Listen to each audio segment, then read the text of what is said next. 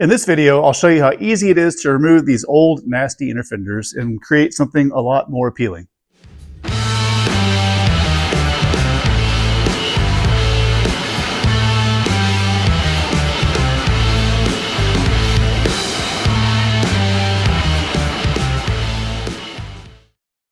To be fair, I never really intended on doing this, but as projects do, they snowball, and so here we are.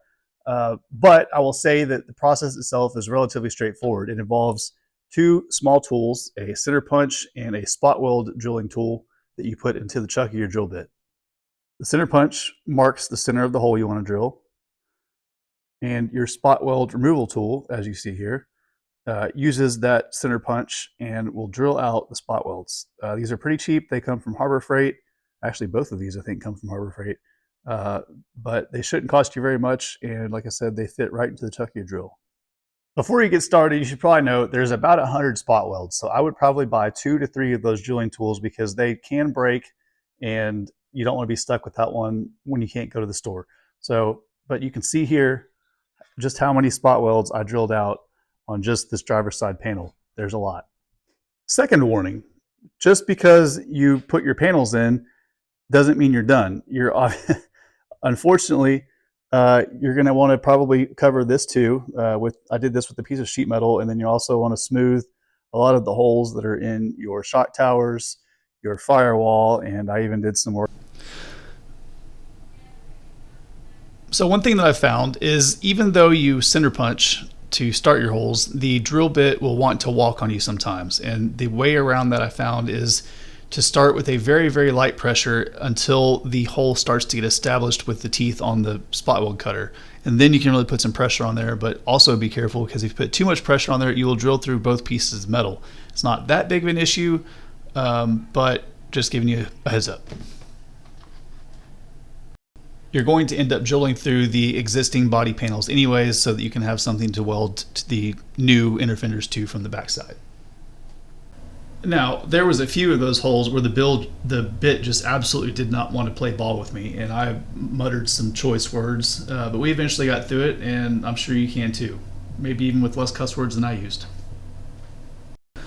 And then once I got it all out, I pushed the car outside and power washed everything, mostly just because when the engine let go, it sprayed everything with oil and grease, so it just generally needed to be cleaned up. And I'm glad I did it because it made working in and around the engine bay a lot easier and a lot cleaner. Finally, I took a flap wheel on my angle grinder and knocked down some of the high spots on the spot welds that remained, and also cleaned up a little bit of the shock tower. Here you can see me test fitting the panel to see how far off it's going to be and how much of a pain it's going to be to make it fit, and ended up being not too terribly bad. I would recommend a half dozen vice grips, maybe 3 of the regular ones, and then 3 of the big C body working clips that you saw there. So the fit on these inner fender panels are really good. Didn't really take any body work per se. I'm not a body man, but everything seems to line up. So there's this pinch weld step right here that aligns up good. There's a little hole right here for the body mount or the fender mount that aligns up great. Down here, all of your little bumps and stuff for the most part line up. Still need to probably do a little bit of work here with getting things to fit, but overall, it's pretty much just a drop-in panel that is ready to weld in. Got my vice grips off. This just pops out. So I had said earlier that I was going to try to use seam sealer or body glue or whatever y'all call it. There's just not an easy way to put the stuff on there and then slide this thing in. If it just sat right on top of it, that would be fine, but it doesn't. So what I'm going to do is I'm going to drill all these spot welds out, and that'll allow me to weld them from back here where you won't see them, so I won't have to be inside here grinding and smoothing any more than I need to. So I'm going to get started on that next.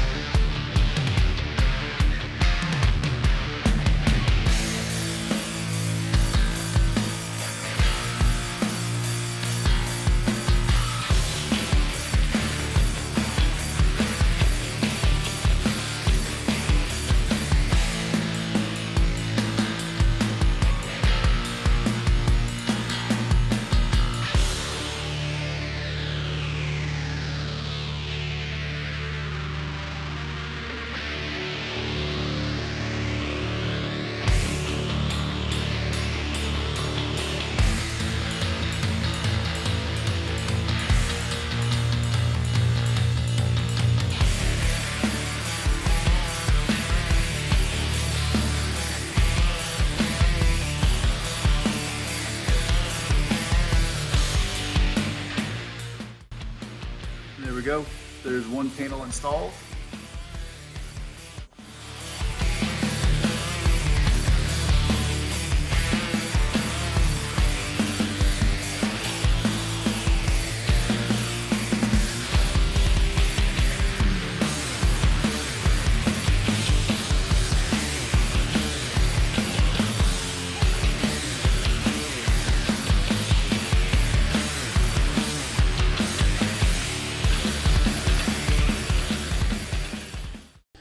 Well, if you're still following along at this point, I appreciate your attention. I'm going to stop the video here because I'm also documenting basically the entire build of the car as well, but I wanted to have a standalone video showing the install of these inner fender panels. So if you're interested, want to keep following along, I am filming the rest of everything I'm doing. Give me a like on this one if you enjoyed it, and hit subscribe for more updates on this Mustang build. Thanks, and we'll see you on the next one.